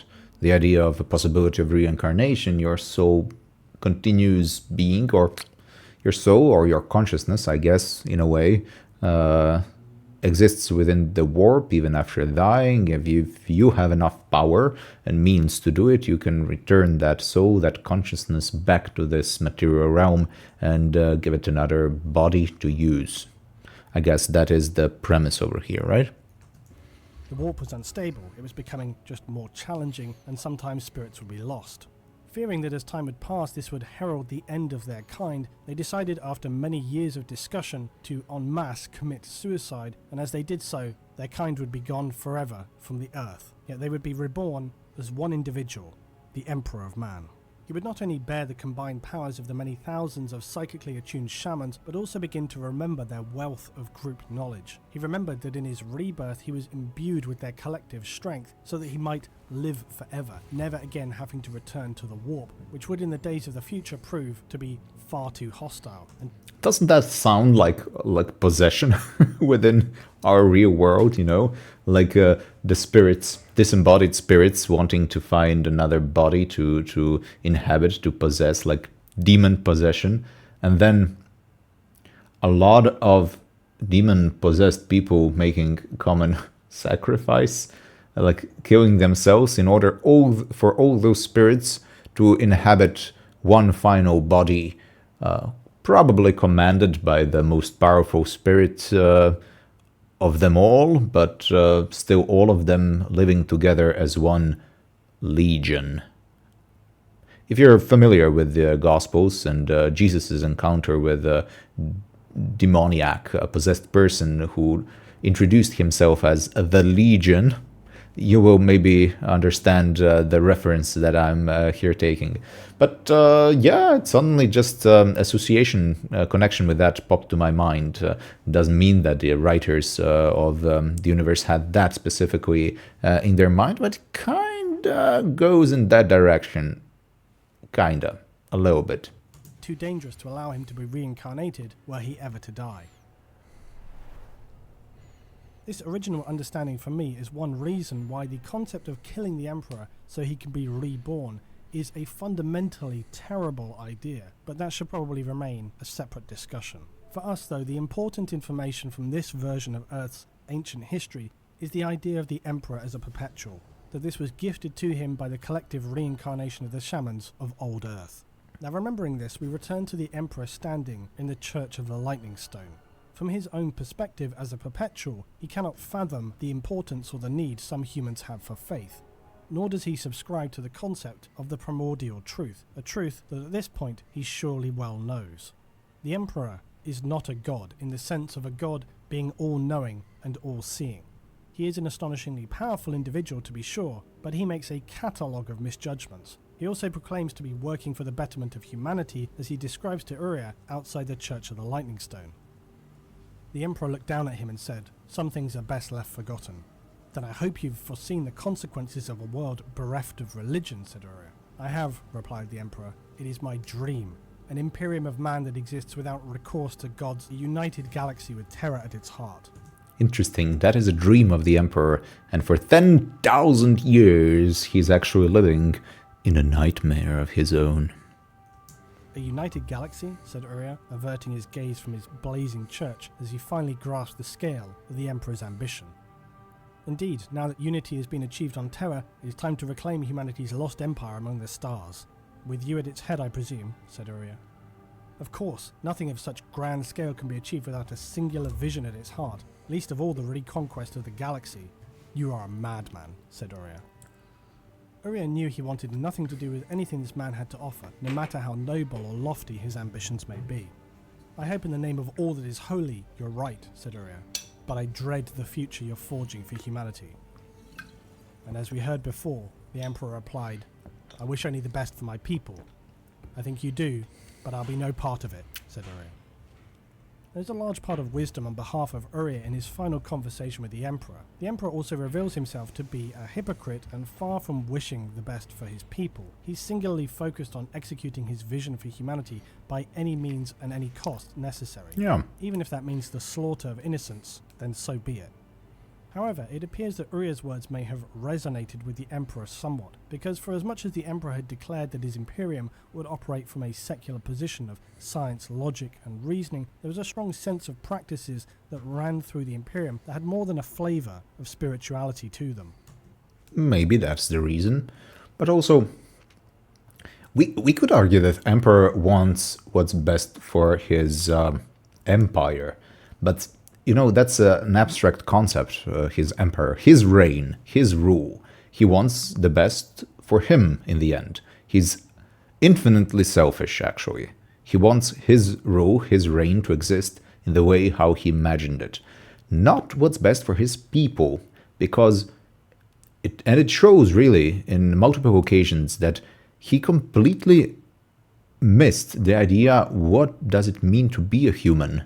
What does it mean to be a person? The essence of humanity evaded him completely. I guess. If it didn't, then he just is as an evil madman.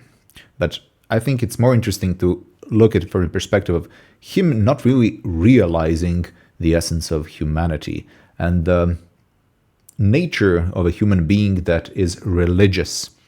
We are religious by nature, okay? Because we were built for communion. And also we are born with a yearning for something that is transcendent, greater than ourselves. Combine those two, you have what? But that's not an illusion. That is a psychological thing, but not just a psychological thing. Within Catholic theology, we never divorce those realities, the spiritual, intellectual part with our emotional, psychological part, with our bodily, material part.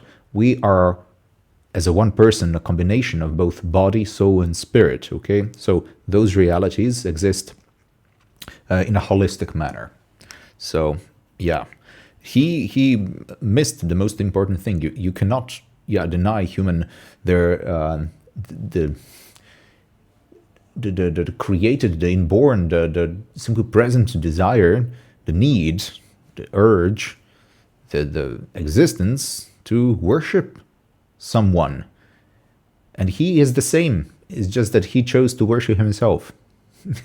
Because, it's his vision of himself and the emperor that he ultimately worships, and he sacrifices everything on that altar, doesn't he? The emperor. So it's just that that's why he's so close to an antichrist figure.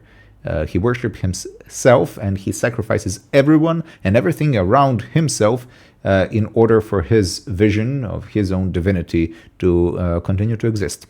Yeah. The terrifyingly powerful presence of his warriors on many worlds were enough to make its inhabitants be awed into thinking they were being visited by some powerful spirits or holy figures. Of course, the iterators would arrive to tell them about the imperial truth and how they needed to follow a secular order, but as much as this was true, it still required a sense of faith. Maybe not faith in the spiritual sense, but faith in the emperor. And this is really where you get into the muddy territory of defining faith or defining gods and defining spirituality. Where are the lines drawn? Is unquestioning faith in your leader significantly different than unquestioning faith in your god? The Emperor, it seems, knew that he could never fully extinguish the desire for humanity to be awed by things that they did not understand, that they had a need to place their faith in beings beyond their comprehension, and through the belief of the imperial truth, preaching it as a priest conducts a sermon, the Emperor managed to turn his truth into a faith. And just as Uriah had predicted, it was not long before the Emperor's arguably mixed messaging on imposing a secular rule, yet simultaneously himself appearing as a glowing light of golden godlike purity with a shimmering halo and unbelievable power. Yeah. It doesn't take a genius to realize that quite quickly some of the faithful are going to be more faithful than others. And yet again the Emperor, for all of his apparent foresight and power, could not foresee his own Astartes, first some of them worshipping him, and then slowly sliding into betrayal and finally outright rebellion. The real Imperial truth. The real Imperial truth is that the Emperor's war on religion was not singularly about moving humanity from the darkness into the light.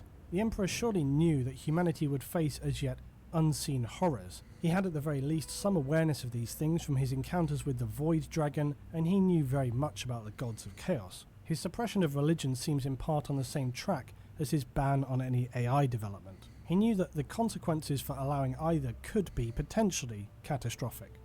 And it's worth just highlighting something I see far too often incorrectly described. The Emperor didn't oppose religion because he thought that somehow this would diminish the powers of chaos. Why would it? For starters, chaos doesn't work like that. The warp doesn't work like that. The warp is a realm of resonating spiritual energy that mirrors real space, the materium, the warp being the immaterium. So praying to your gods is not going to have some direct, huge effect. Yeah, that's interesting. Never thought of that, because a lot of you made that argument, didn't you? Like, the Emperor did that, decided to kill all religion and demolish all worship of any entity because he was aware of the warp entities, the warp demons, the warp gods and deities, right? And he wanted to diminish their power. But Luton's argument is makes sense, doesn't it? And so neither would be removing that. What the warp thrives on and is fueled by is human emotions, ambitions, and desires. Yeah. This is why on Chaos ships you don't have huge prayer chambers. You might instead find humans or screaming, lashed astropaths to the foul interior walls of their ships, carving demonic runes into their flesh, branding them, cutting them, and allowing their psychic energy and souls to be consumed, their emotions pouring into the immaterium, until their bodies are disintegrating, riddled with black stinking cancers and foul liquids pouring from their orifices. When it comes to interacting with the warp, it's very much a case of actions speak louder than words. If that means flaying the skin off of so many humans that are captured onto your ship until the deck is literally awash with blood and your entire room is strung up with skins lashed all around the place, then that's exactly what you're going to do if you want to be able to communicate with your demon spirit in the warp. And that is, by the way, an actual example. The Emperor sought to eradicate religion and spiritual superstition because he feared what he already knew, that the forces of chaos lay waiting out among the stars. This is why his arguments to Uria were so hollow. He had little in the way of sincerity for his specious beliefs. The Emperor knew from his own experience what awaited humanity, and a society open to the concepts of religion and spiritual beings would be far more easily tempted than one who operated from a position of logic and reasoning. Cults and religious sects could empower the beings of the immaterium not through their worship, but by their associated actions. And a society open to worship could easily be manipulated into worshipping a cult or organized religion that was not openly worshipping one of the gods of chaos. It may not have even been aware that it was, but this is how chaos operates: manipulation and half-truths. The Emperor had two choices before him: the path of the light and the path of the dark. No matter his agreements in principle with the gods of chaos, he had chosen the path of light for humanity, and he did not want to end up in a situation where his imperial truth could be surreptitiously replaced by the primordial truth. The terrors of the past had grown in the shadow of superstition and false belief. If the human future was to survive its rebirth, it could not tolerate the delusions of the past. The arguably greatest deception the Emperor ever imposed on humanity was the imperial truth. The truth that was, of course, in fact, a lie.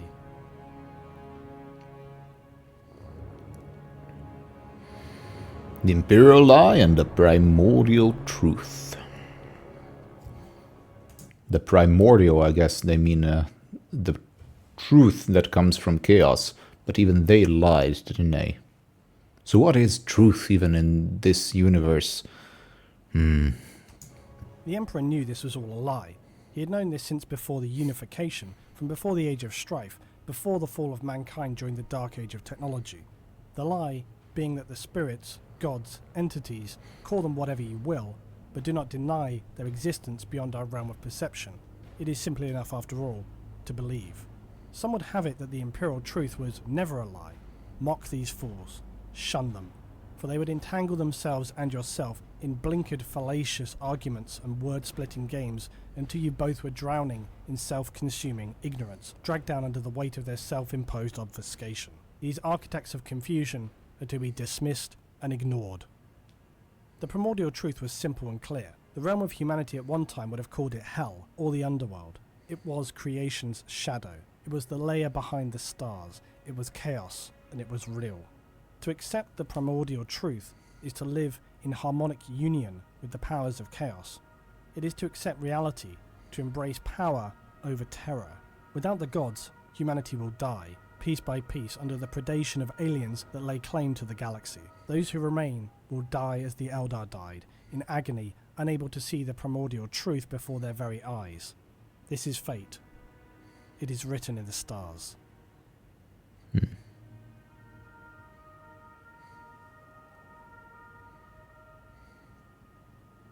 I feel it's worth reminding everyone at this point that the Emperor, if we're using people's preferred shaman analogy for his inception, was originally produced out of a fear that the warp would become dramatically more hostile, which it ultimately would. That without the shaman's intervention, the human race would be consumed by the spiritual psychic creatures of the warp. Given the origins, it's not surprising that the Emperor would choose the path of light for humanity, as opposed to the path of darkness. At the same time, this image of him as a benevolent protector seems fundamentally misplaced. The Emperor is ruthless, and more than willing to achieve his plans by whatever means. An entirely fallible individual as well. Those worshippers of the Emperor, the most loyal and the most faithful, would have you believe that everything that comes to pass is part of the Emperor's grand plan, or at the very least workable around his long-term intentions. It's difficult to see how that can be true. If anything, the Emperor's persistent declarations that he was just a man, despite all of the evidence of his great powers, seems significantly disingenuous. Yet one feature of him seems certainly true when it comes to assertions, that being his judgment. The Emperor displayed an arrogance that has perhaps always been present in him since his birth, assuming that he could triumph permanently over the gods of the Chaos realm. The Emperor knew of the primordial truth from the very beginning. He had already visited the gods of Chaos millennia before his unification wars and had begun enforcing his declaration that all his followers obey the Imperial truth. Some would say that this was part of the Emperor's grand plan, or that he had some miraculous plan of ascension for humanity. Maybe that he planned in the fullness of time to either starve, destroy, or permanently protect humanity from the gods of the warp. Anything is possible, and we currently have nowhere near enough information to make that determination. But anyone who would at this point put their unquestioning faith in the Emperor should seriously take some time to re-examine the facts of the matter. The Emperor operates from a position of just taking whatever action is necessary. Unfortunately, sometimes that means getting your hands dirty, the end justifying the means and so forth. Desperate times call for desperate measures. But does the desperation of humanity warrant the casual slaughter of so many innocents? Humanity never asked for the Emperor. They were subjected to his campaigns of brutal violence, subjugated. Any resistance to the Emperor's order was met with sickening violence. During the Crusades, the Emperor saw much success and many resolutions without a shot being fired. But there were plenty more where this was not the case, and if the Emperor's abhorrent war crimes on terror were anything to go by, it was no small misstep. I've often heard it said that the situation that occurred with the Interrex was not one of the Emperor's making. Yet I ask myself, wasn't it? The Interrex, one of the few empires of humanity to survive the Age of Strife, seemingly intact and in an advanced state of technology, its warriors wearing similar armour to Astartes, and proving more than just a challenge for multiple legions. They had working STC systems. They should have been a bounty and a prize for not just the Emperor, but for humanity. In another time, the Interrex could have potentially been far superior saviours of humanity. They already seemed to have an established rational order of logic and science and reasoning about their culture. The Emperor's forces in the Crusades, when you really look at it, not so much. Perhaps if they had had some way to know what was coming their way, they could have been more adequately prepared and mounted their own crusade, even becoming more successful than the Emperor's forces. Interesting. It's unlikely, but it's just worth remembering that the Interrex were there and they were doing just fine. They didn't ask for or want to be part of the Imperium or the Imperial truth. Horus, already turning away from the Emperor, instigated the war with the Interrex, and it's not entirely without the influence of chaos that things ended up how they did. But again, Horus turning away from the light does not leave the Emperor blameless. Given what we know now, it seems the Emperor simply made a terrible miscalculation in not bestowing his Primarchs with the truth of the events that had taken place up to the point of his crusade. Now you can perhaps understand the Emperor's desire to reduce and outlaw religion so as to not give the Chaos Gods an easy win by laying open the likelihood of some forms of worship and the associated acts that would strengthen them in the warp. It's even understandable that the Emperor simply wanted a path away from this kind of superstition and to try to get back to the way things were for humanity during the Golden Age. The Emperor wants to return mankind to its place of power, its zenith of understanding and rationalism. In his efforts to achieve this, it's entirely possible that he was just trying to get there too quickly and taking shortcuts to achieve what he could have done with a longer, more steady conquest. And there may have been in actuality no perfect solution to all of this. The Emperor was doing the best he could under impossibly difficult circumstances. And something I've often heard as well is if the Emperor survived through the Golden Age and had these genetic laboratories and so on, why did he not keep an STC or two to boost humanity back to the Golden Age?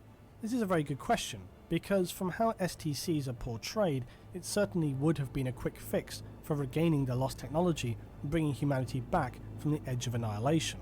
Why the Emperor seemingly did not have any kind of complete STC stored away or in his possession is of course unknowable.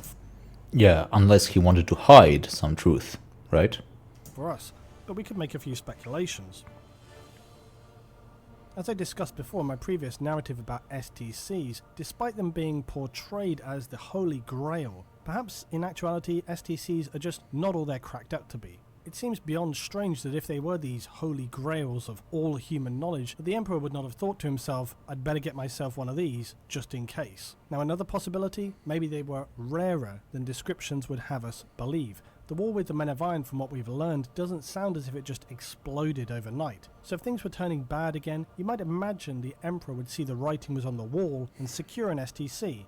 The other rationale could be that, as I've said, the Emperor is far more capable of making mistakes, and his ability to foresee the future is nowhere near as powerful as we're led to believe. Or perhaps he does get very clear visions, but only of very specific events. This is often used as a crutch to explain away the whole heresy and the Horus battle with the Emperor was all part of his master plans. So if you are to assume he knew all, he would have known Horus would betray him and allow events to play out as they did, perhaps for some greater purpose we are yet to see. We could assume that perhaps the Chaos Gods extended their powers to blind or to cover things from the Emperor. We know that very powerful psychic manipulation is possible to hide the truth of things. It's been used on many occasions by both loyalists and traitors, hiding ships, fleets, entire moons. Some consider that the Emperor is far more powerful than any can imagine, that all of his actions are according to a grand plan that he's forged over millennia, and that he will still lead humanity to the light out of the darkness, that he will bring the reascension of mankind. How this would be achieved, however, remains entirely unclear. Some speculate that his plan was to lead all of mankind into the webway, out of the grasp of chaos, yet this is more than off the table after it was breached and the war in the webway fought, with it finally being sealed as the Emperor is permanently interred on the Golden Throne. If all I have said has not convinced you, then perhaps the Emperor himself will have to speak for me, because when all is said and done, the Emperor could see he had failed humanity. He even admitted it. It's why he was forced to create the Order of the Grey Knights and the Inquisition, and the Emperor described the Grey Knights thusly: one unbreakable shield against the coming darkness, one last blade forged in defiance of fate. Let them be my legacy to the galaxy I conquered, and my final gift to the species I failed. Now, the words of the Emperor here always strike me as especially troubling. It's not his admission of failure that bothers me, it's the words forged in defiance of fate. This suggests that the Emperor seemingly knew that this was destined to pass, that it was inevitable. Perhaps he could see all that was to come after all. He could see what was coming, yet was unable to alter the path. It also is very reminiscent of a simple desire of a human being to evade death, right? You know your fate. You're about to die. Sooner or later. We don't know when. But we don't want to die. Our nature, our human nature, our body is against that. It wants to continue to exist. So if the Emperor saw the future of humanity, the future in a way of himself as well, as ceasing to exist, as passing away, And he did not want to accept that fate, that he's mortal, that humanity as a whole is mortal. He tried to create the Imperium to prove that fate wrong, and in the end he failed. Maybe there is a little bit of that rebellion to die. Memento mori, people. Memento mori. It's not bad that we have to die. It's part of our destinies. Our spiritual parts of ourselves will never pass, but it will have, and it has to have, the experience of dying united with this body. It's necessary for us, and even our Savior, for our sakes, went through that. So let us not be afraid of that. Unless we become like the Emperor, fighting in futility and making even worse things just to escape that which has already been written in the stars. Ultimately resigning himself to admitting failure. He had tried to alter humanity's fate, but failed, which returns us once again to chaotic demons speaking the primordial truth, the inescapable truth. The Eldar failed when their test came, but humanity still had the choice to make. That humanity needed to open itself to chaos, as much as chaos needed the more powerfully resonating souls of humanity to fuel it in the Immaterium. The Emperor had already spoken about how dangerously narrow the path of humanity was when he spoke with Uriah, the Church of the Lightning Stone, in their final words. "Didn't you just tell me of the bloody slaughters perpetuated by crusaders?" said Uriah. "Doesn't that make you no better than the holy men you were telling me about?" "The difference is, I know I am right," said the Emperor. Spoken like a true autocrat, the Emperor shook his head. "You misunderstand, Uriah. I've seen the narrow survival path that is all that stands between humanity and extinction, and this is the way it must begin." It certainly seems that before his legions of Astartes had even been completed, or his Primarchs, the Emperor knew that the path they were walking was an extremely narrow one, which had a very limited chance of success. His final acts, much like his other decisions, seemed to be that of a man making the best choices he could given the cards he was holding at the time, trying his best to put right what once went wrong. The primordial truth, though, is a troubling issue. In one sense, it's the simple admission that the Chaos Gods and their realm exist.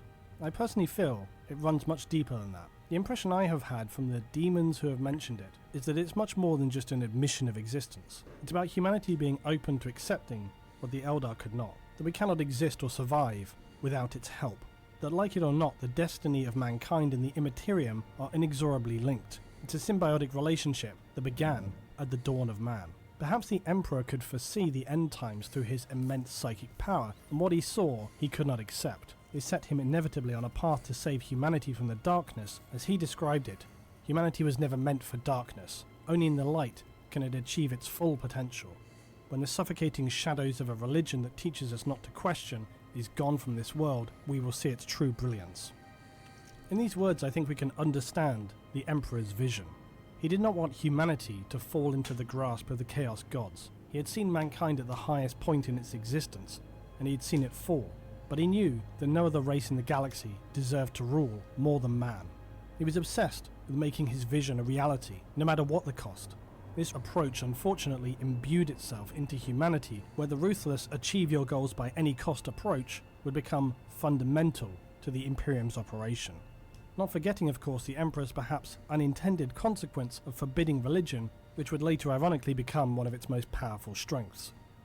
The Emperor had feared that religious worship and faith would risk destroying humanity by making it susceptible to the beliefs and corruptions of the Immaterium, when in actuality the faith and unquestioning belief in the God Emperor of mankind would become its most powerful weapon. Lorgar, it seems, had been right all along. Religious worship of the Emperor provided a far surer way to bind humanity together than rational thinking and science.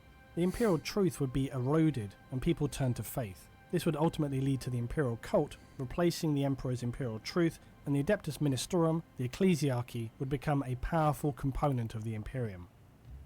Ultimately, though, while the worship of the Emperor enabled humanity to wield a powerfully binding force that was an anathema to the forces seeking to corrupt humanity, mankind's relapse into state religious worship would in time return it to a decaying, ignorant, and superstitious society of ever more extreme positions. where tyrannical leaders and the abandonment of scientific progress halted humanity's advancement dead. Was this the Emperor's vision after all? Not the darkness of chaos, but the darkness of mankind's own inability to disconnect itself from superstition and faith. Such things had left Uriah worshipping a rock in the Church of the Lightning Stone. Perhaps humanity during the golden age of mankind's greatest achievement was not their zenith levels of technology after all. Their greatest achievement was simply that they had reached a time where they were able to step out of the darkness, to abandon religion, spirituality, superstition, mysticism, and faith. They allowed themselves to ascend into a world of pure rationalism, science, logic, and order. Belief in the imperial truth in the modern age of the Imperium was now a literal death sentence. Any heretics who opposed the worship of the Emperor of Man must be purged from society. In the grim darkness of the far future, there is only war.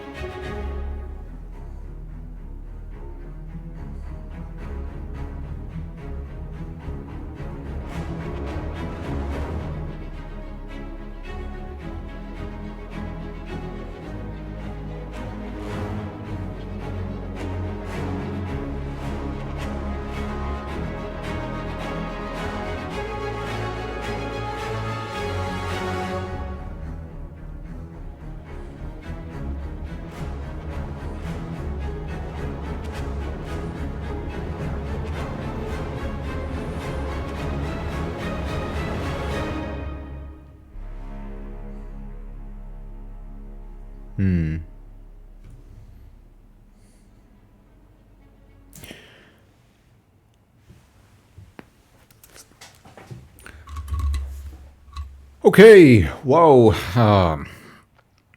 Interesting. That's, I think, the most commonly used word by me in these kind of things. Interesting. But I do find a lot of things genuinely interesting, and I am interested genuinely in a lot of things that are presented over here. So, the last thought that I have, my final thoughts. The Imperial lie and the primordial truth. Neither is the Imperial lie a complete lie, and the primordial truth does not really seem like a complete truth either. It's just part of it, you know? But again, we're trying to piece the mosaic. We're trying to have it a whole picture of everything, and it's kind of impossible, right? Just the bits and pieces, and we have no idea. It's also speculation whether Emperor himself even has the whole picture, or his... oh, of course he doesn't. I guess if he did, he would not act so irrationally sometimes. And the primordial truth of his hiding of it, I mean, the existence of the warp entities. I pretty much dislike, of course, the idea of necessary coexistence, in a way, or the implication of a peaceful existence with all the demonic entities. But then again, if those entities are, so to say, not fixed in their nature within this universe, if they're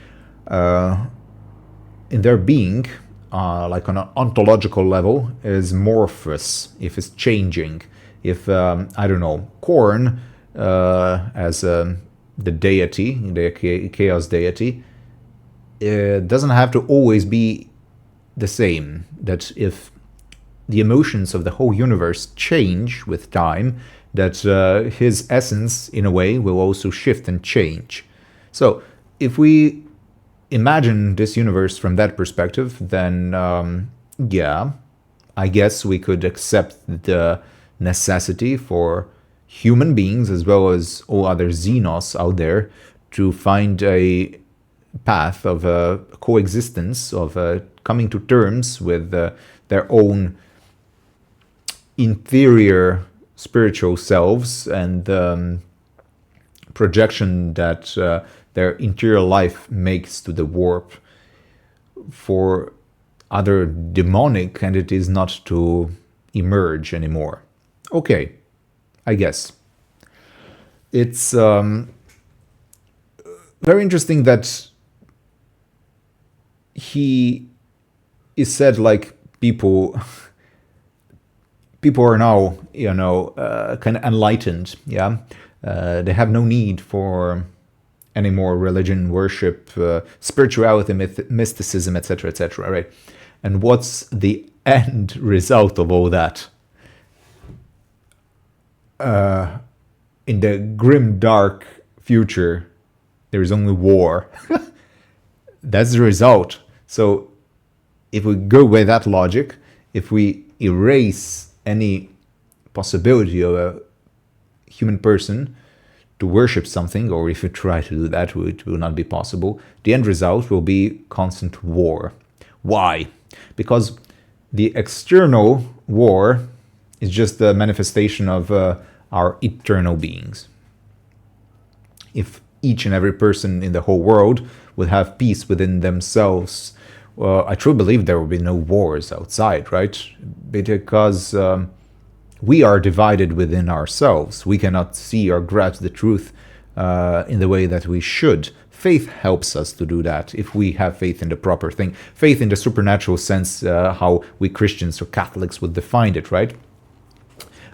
Faith in the truth that is above our capabilities of our natural reason to grasp it, but through faith our reason can kind of encompass or accept something that is far greater than itself, okay? But it is the truth. That's the whole point. If faith is not connected to the truth, that makes no sense whatsoever.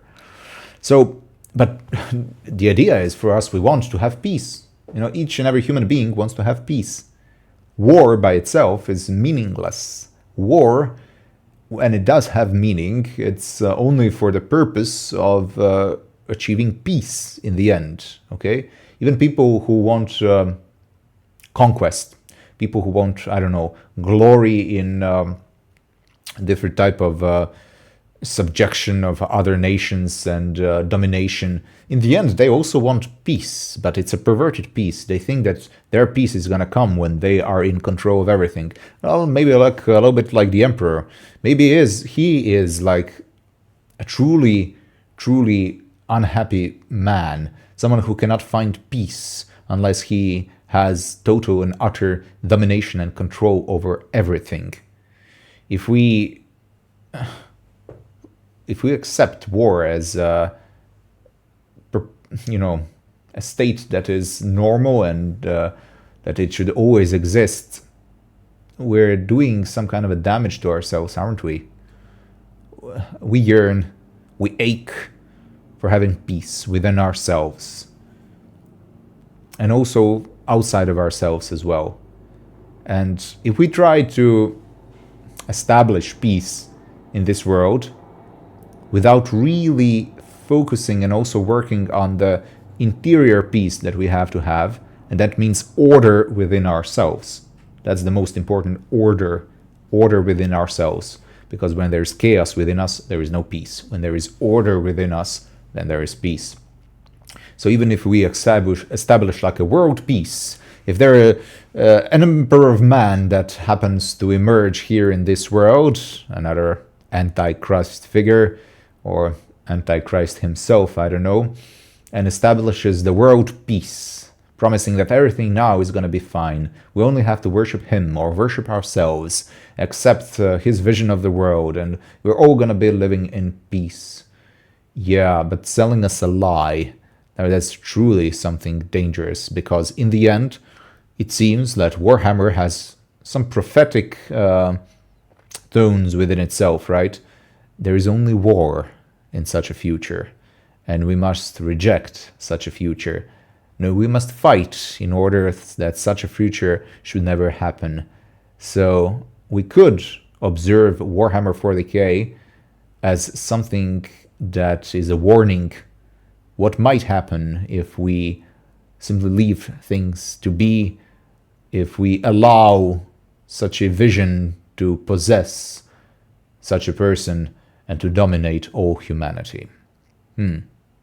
God bless you all. Thank you for that. I truly wish that the true Lord God, the true God Emperor, will find a place in your souls to seat on the throne of your minds and your hearts, and that the true primordial truth, which is about the existence of one God in three divine persons, the existence of the spiritual realm of angels and demons, the nature of humanity, and our goal for eternal happiness in unification with God Himself, will find a place in your souls.